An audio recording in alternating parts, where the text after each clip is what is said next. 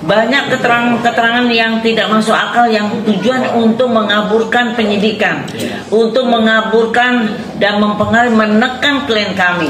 Karena itulah kami bersama-sama Pak Sis Andi untuk membantu dan rekan-rekan semua untuk membantu klien-klien kami. Halo guys, assalamualaikum warahmatullahi wabarakatuh, sobat Alifanda YouTube channel. Pengacara Elza Sarin yang diketahui publik selama ini menjadi tim pencari fakta dan ujung-ujungnya menjadi pengacara Pak RT, itu menjadi bulan-bulan netizen ya guys ya. Buat Ibu Elsa yang terhormat. Nah, buat Ibu Elsa yang terhormat. Ibu Elsa itu siapa sebenarnya? Bu, netizen ini Bu. Atau siapa? Atau Polda? Katanya pencari fakta, tim pencari fakta, tapi megang kuasa. Gimana ini? Bener Pak. Kalau memang tim pencari fakta itu harusnya independen, nggak boleh memegang kuasa. Kalau yang memegang kuasa itu adalah angkat kuasa, berarti lawyer. Ya seperti itu ya Bu Elsa. Jangan sampai tuh di atas Bu, aduh Ibu dibilang nenek lah, emang iya ya udah nenek, udah tujuannya. Nenek. Insaf. Ya, emang udah tua sih ya guys. Udah ya. jangan ditunggangi terus begini. Ini lagi pra-peradilan Bu. Udah jangan bertumpangi itu lagi. Kasihan Bu. Ibu juga punya anak. Coba kalau posisi ada di posisi Ibu, Peggy Setiawan itu, pasti Ibu nggak mau kan anaknya gitu-gitu. Benar nggak? Benar Pak. Benar nggak sahabat? Benar Pak. Benar. Tanya sama setuju, sahabat Pak. Indonesia, ya. Insya Allah sahabat Indonesia itu orangnya bijak, netizennya cerdas. Yo, terima kasih. Dulu saya benci banget sama si Nikmir, bencinya minta ampun. Benci Bang. Tapi sekarang kok saya jadi cinta ya. Ya, anjay. Abang Gundul Apalagi ini setelah bisa, lihat guys. ibu yang satu ini, kelakuannya dulu belum pakai hijab, innocent banget. Setelah pakai hijab malah kayak serigala berbulu domba, serigala yang saling lagi ngeraung nyari cuan. Kasihan ini pengacara-pengacara yang udah nggak dipakai, nggak apa gitu ya. Kayaknya mereka lagi nyari celah gimana caranya supaya mereka eksis lagi gitu loh. Udah deh Bu. Ibu udahan gitu loh. Berantem sama orang-orang yang memiliki data yang benar-benar aktual dan bisa dipertanggungjawabkan dibanding dengan data-data yang Anda ini cari tapi justru hanya berdasarkan sesuatu yang tidak ada kejelasannya. Artinya ada yang direkayasa, ada yang, dan kali-kali beberapa kalimat justru hasil rekayasa dari mulutnya kalian itu loh. Gemes gue.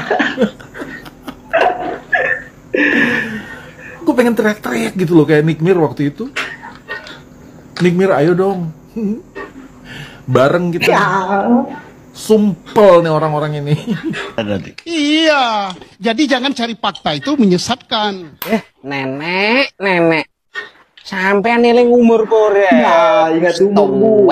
Kata netizen. Koyok ngono kok. Aduh. Iki ta lur sing dianggap ketua Netizen itu udah tahu loh, Pak tim RT itu pencari fakta. kontroversi. Tapi gitu. yo lho, nek delok percakapan sadurunge yo, tonton ae langsung full video nih neng IRC iki yo. Wah, terlihat kebingungan si nenek peot ini yo.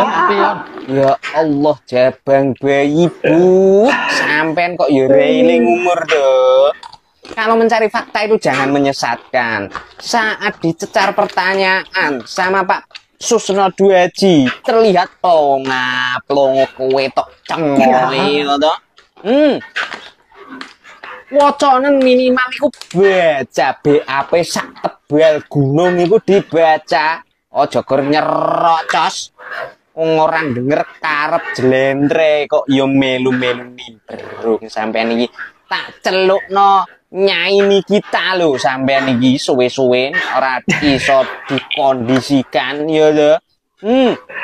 Ngono anak buah si Peter Juwegang sikile ra duwe sopan santun belas.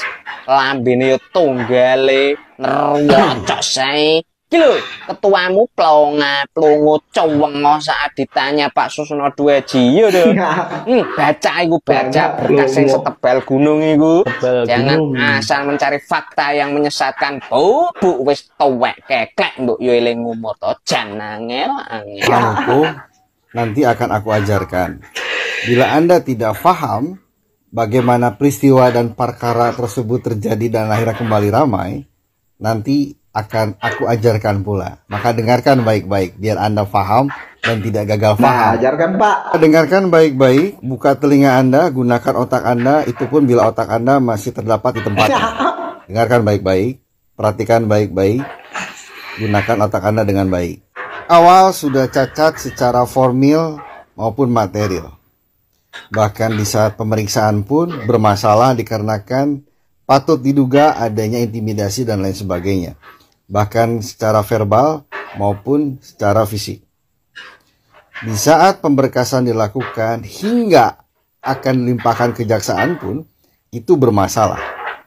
Lagi-lagi cacat secara formil, cacat secara material. Namun sayangnya pihak yang menerima pelimpahan berkas tersebut menutup mata seolah-olah sempurna padahal penuh dengan kecacatan.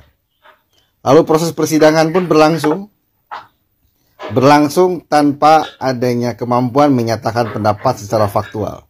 Apapun yang disampaikan oleh saksi, apapun yang disampaikan oleh terdakwa dan lain sebagainya selalu diarahkan ke BAP, selalu dikembalikan ke BAP. Padahal sejak lahirnya BAP saja tidak dapat dipertanggungjawabkan.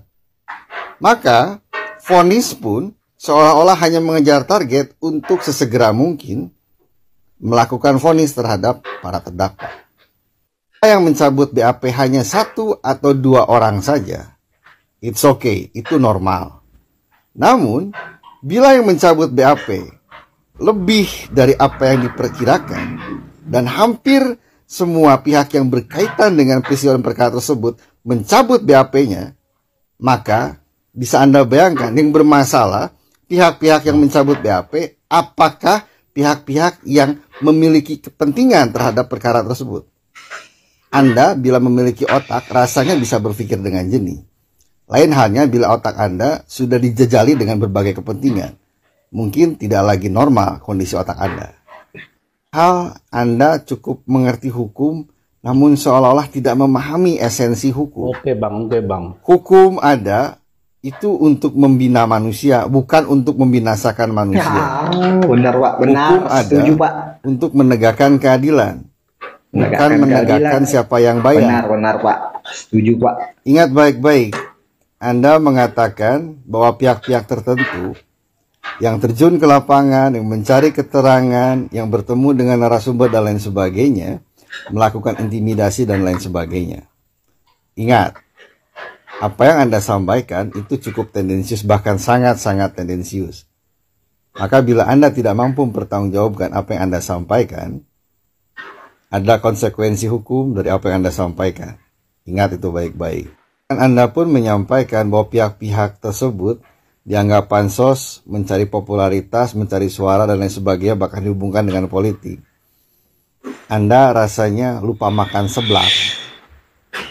Tanpa ada perkara peristiwa ini saja, pihak-pihak yang Anda sebutkan sudah memiliki track record yang baik, sudah memiliki popularitas yang cukup baik. Jadi untuk apa berkeluh kesah, bercapek-capek ria untuk pansos di perkara ini? Justru dengan mereka terjun ke perkara ini saja, sudah banyak hal yang harus mereka pikirkan sebagai konsekuensi. Maka bila Anda anggap hal tersebut menjadi sebuah pansos dan sebagainya, rasanya harus sesegera mungkin Anda ke rumah sakit untuk general check up, bahkan operasi otak. Takutnya otak Anda ada bergeser. Ya, takutnya otak Anda agak bergeser. Otak bergeser. ngikutin kasusnya Vina, kuota gue sampai habis banyak banget. Belum lagi kalau gue puyeng kudu ngapalin si pelaku yang ini, akunnya yang ini. Katanya nonton dia yang di sini, saking pengen tahu kita nih yang mana. Endingnya yang ditangkap tukang bangunan. Udah gitu si pelaku ngelak, katanya dia difitnah, dia yang merasa nggak melakukan itu. Udah gitu pelaku yang 2 orang lagi dicoret, dihapus namanya tanpa keterangan. Asisten Hotman Paris aja datang ke Jabar kagak ditanggepin. Masa iya kudu Bapak Presiden yang turun kasus begini? Tukang bangunan sampai ngadepin Bapak Presiden G, hawanya kayaknya sibukannya banyak kudu ngurusin beginian. Mudah-mudahan nih nyampe ke Bapak Prabowo. Tolong dah Pak, mentang-mentang ini orang susah, tolong dah Pak, kita minta keadilannya Pak, kasih kejelasannya ini Pak. Masa pelaku pada dicoret-coret begitu Pak? Udah gitu tuh yang tukang bangunan, udah bener belum Pak itu dia pelaku? Sianan ono, emaknya nungguin di rumah, kagak ada petir, kagak ada angin, kagak ada hujan, tahu-tahu ditangkep dia. Tolong dah Pak, saya mohon maaf nih Pak, sebagai rakyat orang kecil, minta tolong sama Bapak ya Pak ya, urusin. Oke? Hai. Nah itu dia guys, komentar netizen tentang Bu Elsa Sharif ya, mengenai kontroversinya menjadi pengacara Pak RT Tasrem guys. Oke guys, sampai ketemu lagi di video berikutnya. Assalamualaikum warahmatullahi wabarakatuh.